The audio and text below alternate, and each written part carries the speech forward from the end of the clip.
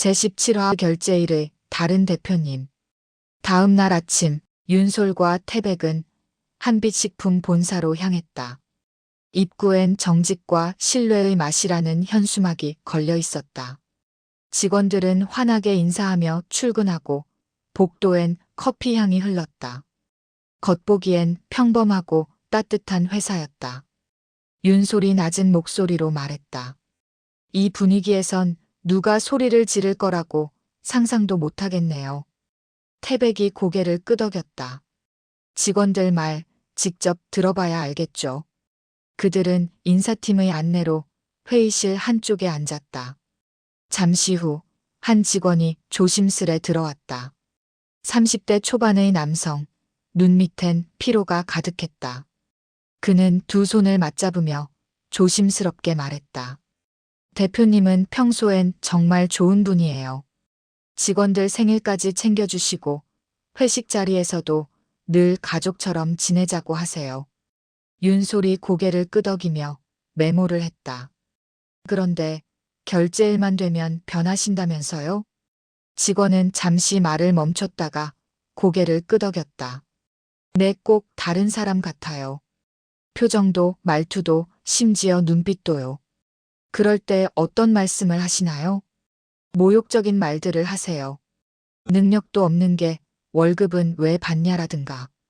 평소의 대표님이라면 절대 하실 수 없는 말들이요. 윤솔이 눈썹을 찌푸렸다. 그럼 그런 일이 있을 때마다 직원들이 항의하진 않았나요? 직원은 씁쓸하게 웃었다.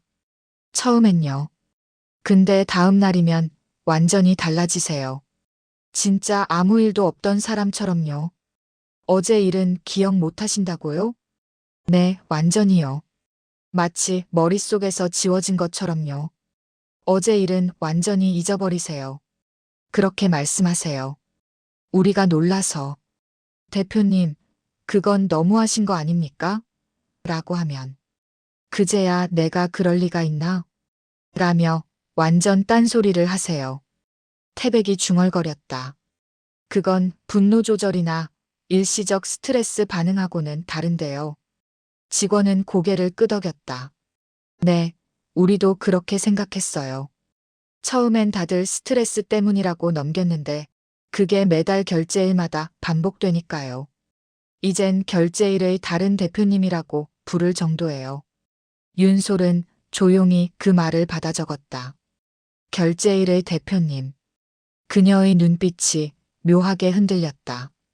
직원은 잠시 숨을 고르더니 덧붙였다. 평소엔 직원들 아픈 거 챙기고 도시락도 싸우세요. 그런데 결제일만 되면 완전히 다른 사람으로 변해요. 그래서 아무도 대표님을 미워하지 못해요. 다들 불쌍하다고 생각해요.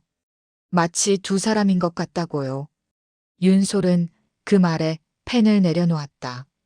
알겠습니다. 짧은 대답 뒤 그녀는 태백과 함께 천천히 자리에서 일어섰다.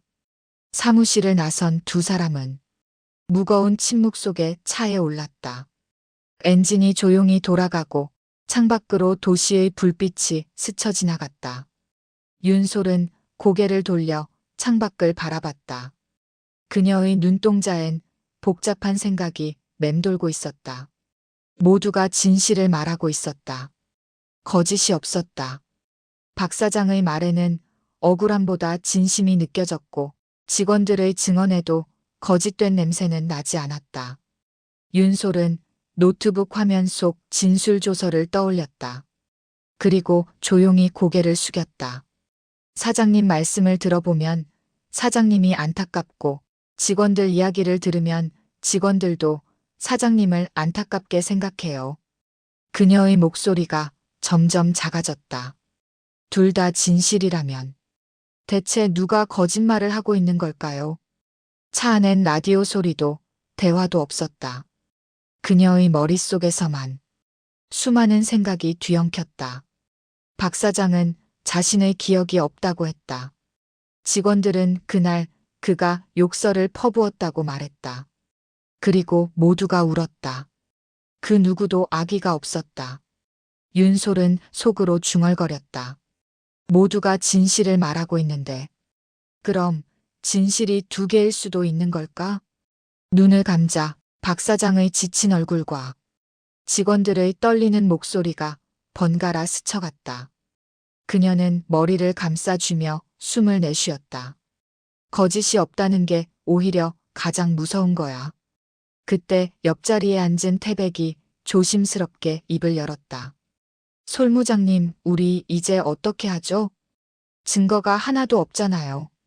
윤솔은 잠시 대답을 망설이다가 창밖으로 시선을 돌린 채 조용히 말했다.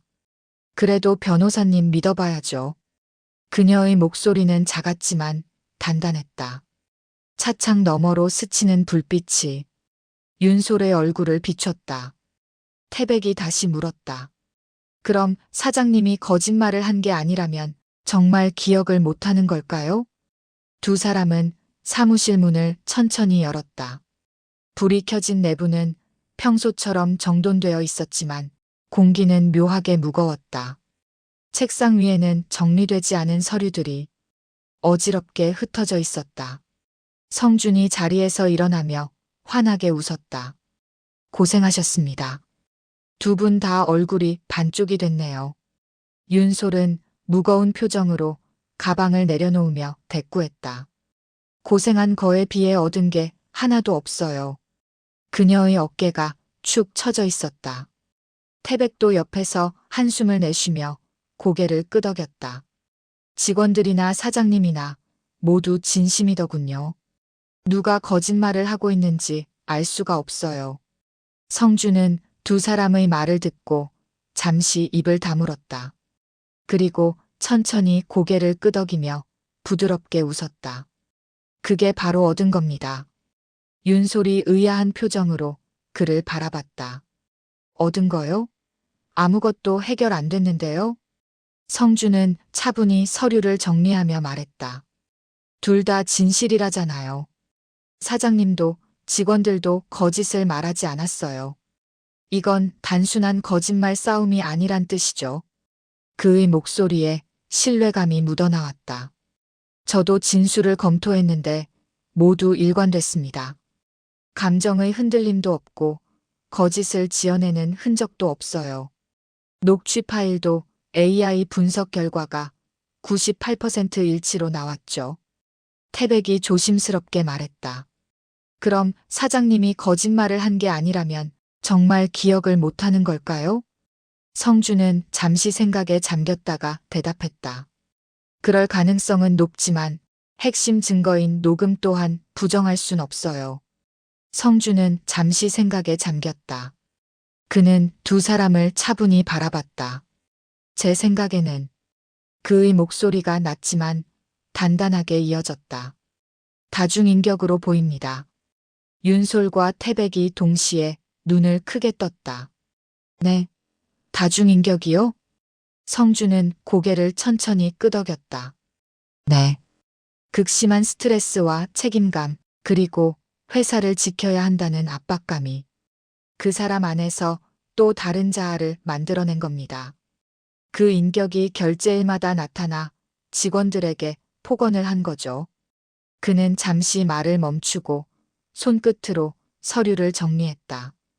이건 단순한 심리적 방어가 아닙니다. 법정에서도 인정받기 어려운 부분이지만 정신의학적으로는 가능성이 충분히 있습니다. 윤솔이 조심스럽게 물었다.